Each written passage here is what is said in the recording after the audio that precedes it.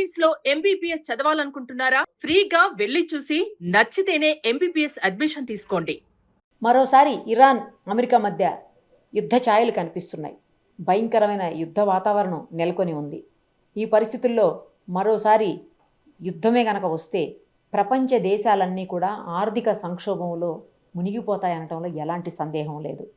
పైగా అమెరికా కనుక పూర్తి స్థాయిలో యుద్ధానికి దిగితే ఇరాన్ని పూర్తిగా వశం చేసుకునే అవకాశం కూడా ఉంటుంది. ఎందుకంటే ఇప్పటికే శవపేటికల దగ్గర ట్రంప్ గారి ఫోటో వేసి ఇరాన్లో నానా రకాలుగా ట్రంప్ గారిని గేలి చేస్తున్నటువంటి పరిస్థితి ఉంది. ఇంకా రకరకాల ఇష్యూస్లో ఇద్దరి మధ్యన ఫైట్ నడుస్తూనే ఉంది. సో ఇప్పుడు ఏం జరగబోతుంది? రాబోయే రోజుల్లో భారతదేశంతో పాటు ప్రపంచవ్యాప్తంగా అన్ని దేశాలు కూడా ఎలాంటి సమస్యలను ఎదుర్కోవాల్సి వస్తుంది, ఇవన్నీ మనతో చెప్పేందుకు ఎక్స్ కల్నల్ వివి రావు గారు లైవ్ కాల్లో అందుబాటులో ఉన్నారు. ఒక్కసారి ఆయనతో మాట్లాడి మరిన్ని వివరాలు తెలుసుకుందాం. సార్ నమస్తే అండి. నమస్తే అమ్మా. ఏం జరుగుతుంది సార్? మళ్ళీ ఇరాన్ అమెరికాది ఫ్లేరప్ అయినట్లుంది. మళ్ళీ యుద్ధ ఛాయలు కనిపిస్తున్నాయి. ఇంకోవైపేమో ఆ హార్మోజ్ వచ్చేటువంటి ఏ షిప్స్లో కూడా మన ఇండియన్స్కి సంబంధించినటువంటి క్యాప్టెన్స్ ఉండకూడదు అని చెప్పి ఇప్పటికే ఆదేశాలు కూడా జారీ చేసి ఆ యజమానులతో, అంటే షిప్ ఓనర్స్ ఎవరు ఉంటారో వాళ్ళకి ఇప్పటికే హెచ్చరించారని చెప్పేసి తెలుస్తుంది. అసలు ఏం జరగబోతుంది? మరోవైపేమో శవపేటిక లాంటివి తీసుకొచ్చి వాటిని ట్రంప్ గారి ఫోటో పెట్టి మరి వాళ్ళు ప్రోపగండా చేస్తూ ఉన్నారు ఇరాన్లో. ఏంది అసలు ఇదంతా? ఏం జరగబోతుంది? మళ్ళీ యుద్ధం వచ్చే అవకాశం ఏమన్నా కనిపిస్తుందా? ఏంటి సార్ చెప్పండి. 100%. ఇప్పుడు ఫిబ్రవరి 28ని జరిగిన ఫస్ట్ అటాక్ లో ఇజ్రాయెల్ చాలా వరకు పటిష్టంగా ప్లాన్ చేసి టాప్ లీడర్స్ 48 ఒక్క రోజుల్లో చంపి, తర్వాత కూడా టాప్ ఇంపార్టెంట్ లీడర్స్ లో లజ్జానీ దగ్గర నుంచి ఐఆర్జీసీ కమాండర్ వరకు, వాళ్ళ నేవల్ చీఫ్ వరకు సక్సెస్ఫుల్ గా చంపగలిగింది. దాదాపు 54 మంది టాప్ లీడర్స్ ని చంపగలిగింది. అయితే వాళ్ళు అనుకున్నట్టు రెజ్యూమ్ చేంజ్ జరగలేదు. వాళ్ళు అక్కడ కొంచెం తప్పట్టారు ప్లానింగ్ లో. ఇరాన్ ఒక పాత సివిలైజేషన్ కొత్త దేశాల్లో ఉండవు.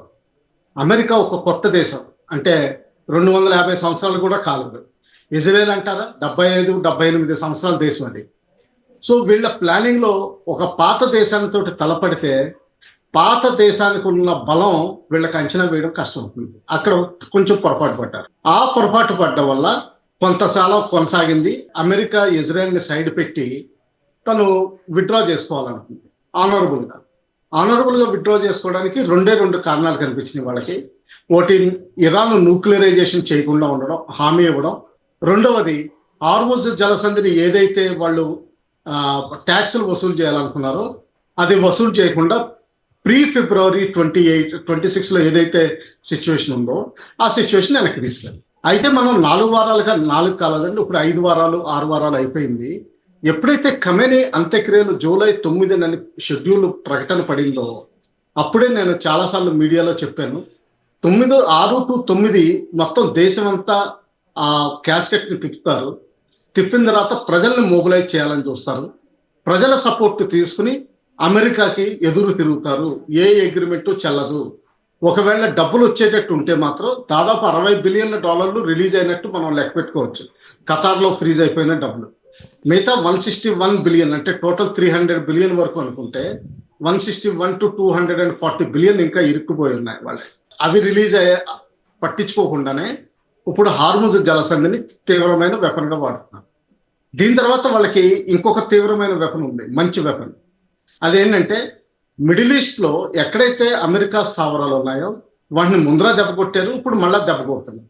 ఎస్పెషల్లీ సౌదీ అరేబియాలో. సౌదీ అరేబియా దేనికి అనుకుంటారా?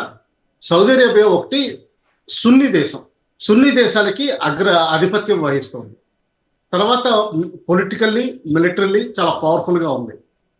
అందుకని చెప్పి సున్నీ దేశంతో షియా దేశమైన ఇరాన్ తలపడుతుంది.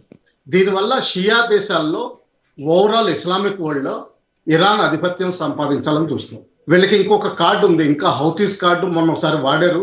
దాదాపు లాస్ట్ 4.5 months లో కేవలం 2-3 సార్లే వాడారు. అది వాళ్ళు ఏంటంటే రెడ్ సీలో మిసైల్స్ ఫైర్ చేసి అక్కడనే ప్రపంచ వాణిజ్యాన్ని ఆఫ్ చేయగలరు. అలాగే సూయజ్ కెనాల్ని క్లోజ్ చేయగలిగే కెపాసిటీ ఉంది. హార్మోజ్ జలసంధి క్లోజ్ అయిన తర్వాత సూయజ్ కెనాల్ కూడా క్లోజ్ అయితే ప్రపంచంలో 40-50% ట్రేడ్ స్తంభించిపోతుంది. Especially South East Asia, China, Japan, Australia, New Zealand, including India, వీటన్నిటికీ వాణిజ్యం ఆగిపోతుంది. మళ్ళీ అయితే మళ్ళీ చాలా ప్రాబ్లమ్స్ ఫేస్ చేయాల్సి వస్తుందేమో సార్ అట్లయితే మనం. ఎస్, ఫ్యూచర్ లో మనకి ఇంకా చాలా ప్రాబ్లమ్స్ వచ్చే అవకాశాలు ఉన్నాయి. దీనితో పాటు మనకి దాదాపు 94-96 లక్షల మంది, అంటే ఇంక్లూడింగ్ ఫ్యామిలీస్, పిల్లలు అందరూ, వృద్ధులు అందరూ కలుపుకుని మిడిల్ ఈస్ట్ లో వసతి ఉంటున్నారు. చాలా మంది ఉద్యోగరీత్యా వెళ్ళిన వాళ్ళు ఒక 20-30 లక్షల మంది అనుకుంటే, వాళ్ళతో పాటు డిపెండెంట్స్ మొత్తం దాదాపు 94 లక్షల మంది ఉన్నారు. ఒకవేళ యుద్ధం ప్రస్తుతానికి ఇంకా సున్నీ దేశాలు, షియా దేశమైన ఇరాన్ మీద ఇంకా అటాక్ చేయలేదు, కానీ ఒకవేళ అటాక్ చేయాల్సిన పరిస్థితి వస్తే ఈ ఏరియా నుంచి మనం ఈ దాదాపు 94 లక్షల మందిని తిరిగి తీసుకురావాల్సి వస్తుంది దేశం. అంటే ఏంటంటే విమానాలు విపరీతంగా రోజు ఎగురుతూనే ఉండాలి, షిప్స్ ద్వారా తీసుకురావాలి, నేవీని కూడా వాడాల్సి వస్తుంది. అవసరం వస్తే గుజరాత్ అటువంటి ప్రదేశాల నుంచి లాంచ్లు కూడా వాడాల్సి వస్తుంది. స్లో స్పీడ్ అయినా కానీ లాంచ్లు వాడాల్సి వస్తుంది. తర్వాత విదేశాల నుంచి కూడా షిప్స్ మనం హైర్ తీసుకోవాల్సిన అవసరం వస్తుంది. ఎందుకంటే మిడిల్ ఈస్ట్ లో one of the most prominent population ఏంటంటే ఇండియన్ పాపులేషన్. ఆగత్యం కూడా ఏర్పడే అవకాశం ఉంది. ఇరాన్ ఇప్పుడు ప్రజా మద్దతు దొరికింది అనుకుంటున్నారు. తర్వాత ఏంటంటే మనం గమనించాల్సింది ఏంటంటే, షియాస్ లో సున్నీస్ అంటే జిహాద్కి ఎక్కువ వెళ్తారు. అంటే అటాక్ చేసి వేరే రాజ్యాలు ఆక్యుపై చేయడం, లూట్ చేయడం, కొల్లగొట్టడం, తర్వాత ఉమెన్ ఇల్ట్రీట్ చేయడం వాళ్ళకి అలవాటే. ఇప్పుడు షియాస్కి ఏంటంటే త్యాగం చేయడం. ఎందుకంటే హుస్సేన్ త్యాగంతో వాళ్ళకి గురువయ్యాడు. అందువల్ల త్యాగం అన్నది వాళ్ళకి చాలా ఇంపార్టెంట్. ఇరాన్ షియా దేశం. అలాగే వాళ్ళకి యాక్సిస్ ఆఫ్ రెసిస్టెన్స్ ఏదైతే ఉందో, లెబనాన్ కానివ్వండి, హమాస్ కాకపోవచ్చు, కానీ వాళ్ళ సైడ్ మొగ్గుతున్నారు కాబట్టి వాళ్ళతోటి కంఫర్టబుల్ గా గ్రూప్ చేయొచ్చు. హౌతీస్ కానివ్వండి, వీళ్ళందరూ షియాస్. త్యాగం అన్నది అంటే ఏంటంటే అవసరం వస్తే చనిపోవడానికి సిద్ధంగా ఉంటారు. వాళ్ళది ఎలాగా పై చేయి దొరికింది. తర్వాత హార్మోజ్ జలసంధిలో ప్రతి సంవత్సరానికి $10-12 బిలియన్ ఇన్కమ్ ఒకటి కనిపిస్తుంది వాళ్ళకి. దానివల్ల ఇంకోటి చూస్తే ఏంటంటే, పైకి కనిపించిన విధంగా చైనా ఈ యుద్ధాన్ని కొనసాగించాలని చూస్తోంది, అమెరికా ఇరాన్ మధ్యన జరుగుతున్న యుద్ధాన్ని. ఎందుకంటే 2027లో చైనా వాళ్ళ ప్లాన్ ప్రకారం వాళ్ళు తైవాన్ని తీసుకోవాలి. ఎప్పుడో దశాబ్దాల నుంచి వాళ్ళు ప్లాన్ చేసుకుంటూ వస్తున్నది. 2027లో తైవాన్ని అవసరం వస్తే మిలిటరీలీ అటాక్ చేసి వాళ్ళు తైవాన్ని మెయిన్ భూభాగంలో కలిపేసుకోవాలని వాళ్ళ ఉద్దేశం. దానికి శాంతియుతంగా అపోజిషన్ పార్టీ లీడర్ని వాళ్ళ మనిషిని చేసుకున్నారు ఆల్రెడీ. కాకపోతే అది కూడా సరిపోవట్లేదు. బహుశా యుద్ధానికి దిగాల్సి వస్తుంది. ఆ యుద్ధానికి దిగడానికి అమెరికాని డైల్యూట్ చేయాలి. ఆ ఏరియాలో అమెరికా ఏం చేసిందంటే, ఇరాన్ దగ్గర 3 ఫ్లీట్లు పెట్టింది.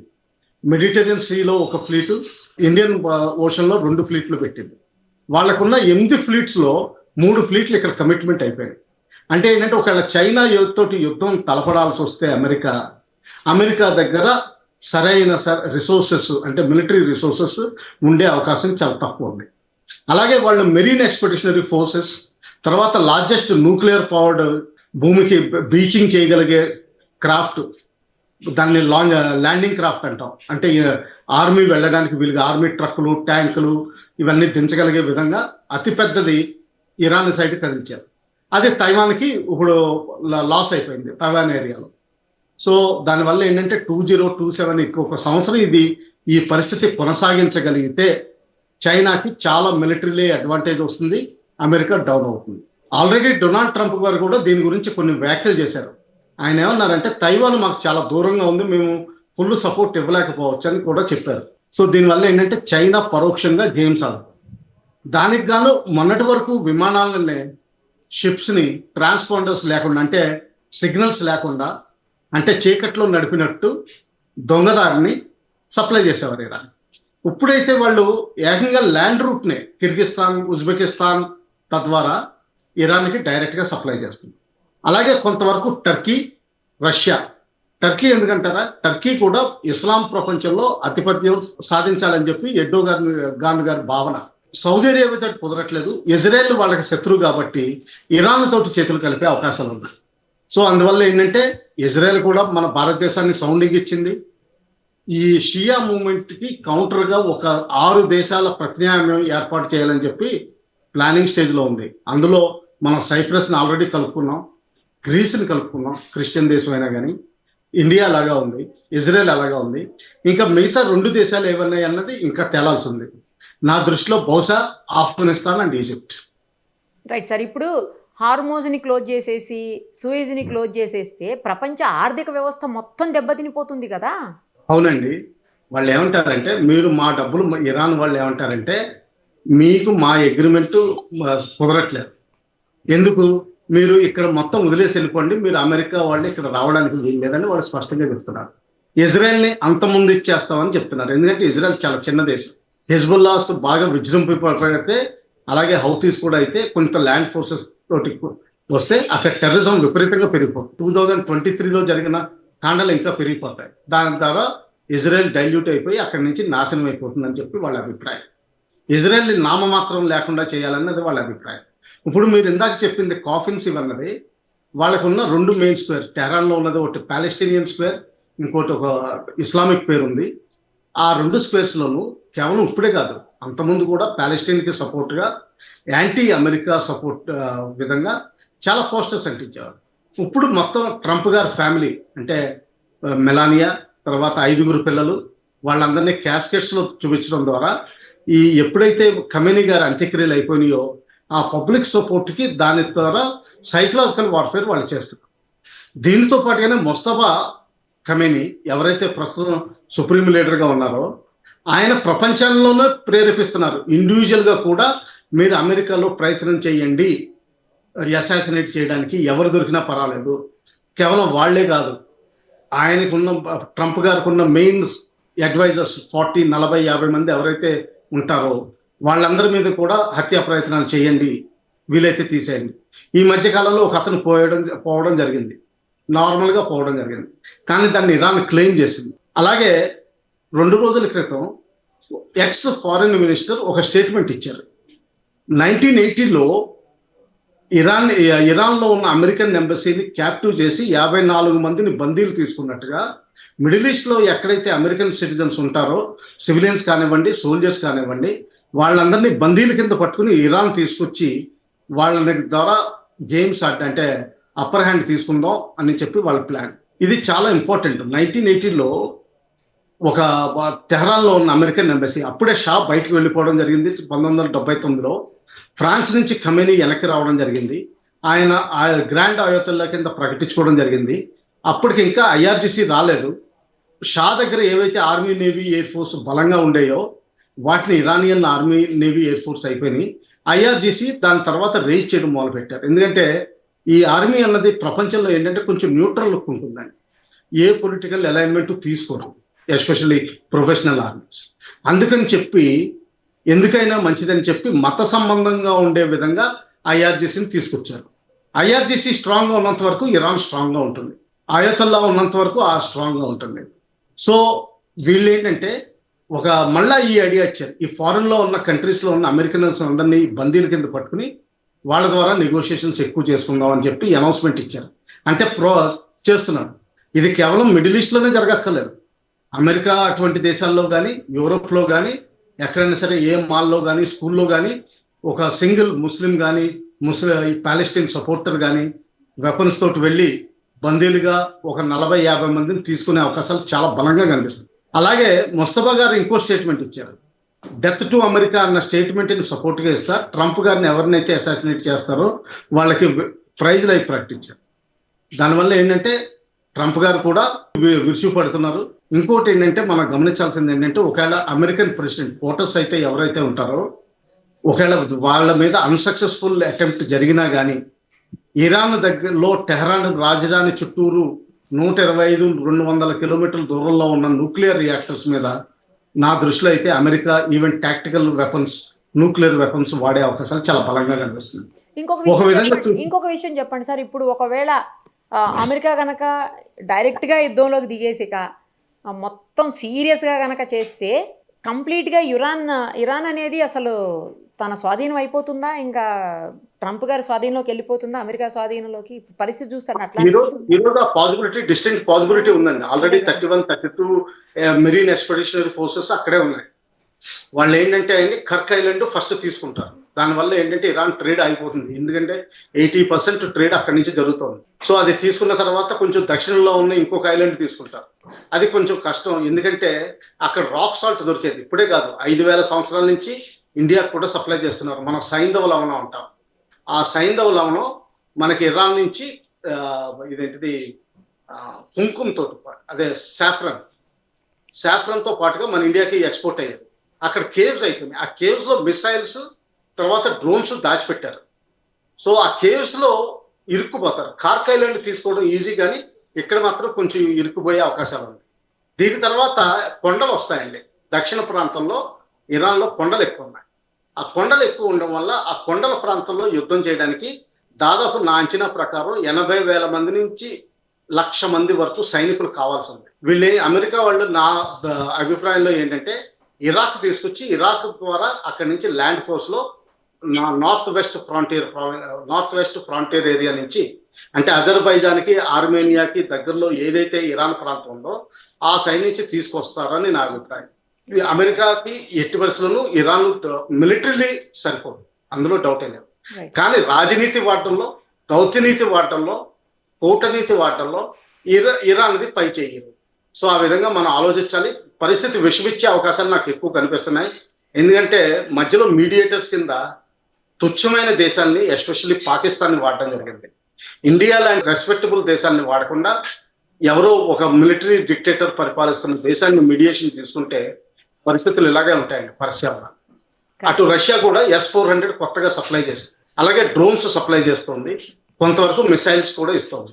చైనా అయితే 100% సపోర్ట్ ఇస్తుంది, డాలర్స్ కూడా సప్లై చేస్తుంది. సో ఆ విధంగా ఇప్పుడు ప్రస్తుతానికి ఒక ఇరాన్ ఒక యాక్సిస్ కింద తయారైంది. కౌంటర్ సైడ్ లో అమెరికాకి యూరోప్ సపోర్ట్ ఫుల్గా దొరకట్లేదు. సో దీనివల్ల ప్రస్తుతానికి ఇరాన్ ఇది పై చేయి కనిపిస్తుంది నాకు. దీనివల్ల తీవ్రమైన ప్రతిఘటన కనిపిస్తుంది. అమెరికా ఇన్వాల్వ్ అయితే మాత్రం ఇరాన్ లో రిజీమ్ చేంజ్ చేసేంత వరకు ఊరుకోదని నా అభిప్రాయం. అది చేసేంత వరకు ఇంకా నిద్రపోరని ప్రస్తుతానికి నేను అనుకుంటున్నాను. 3 నెలలు పట్టొచ్చు, 4 నెలలు పట్టొచ్చు. ఫైనల్ గా అటాక్ కి దిగాల్సి వస్తుంది. కాకపోతే ఏంటంటే 1,00,000 మంది సైనికులను బిల్డప్ చేయాల్సిన అవసరం ఉంటుంది. దానికి ఒక నెల రోజులు అమెరికాకి కావాల్సి ఉంటుంది. Let us see. Thank you, sir. Thank you so much.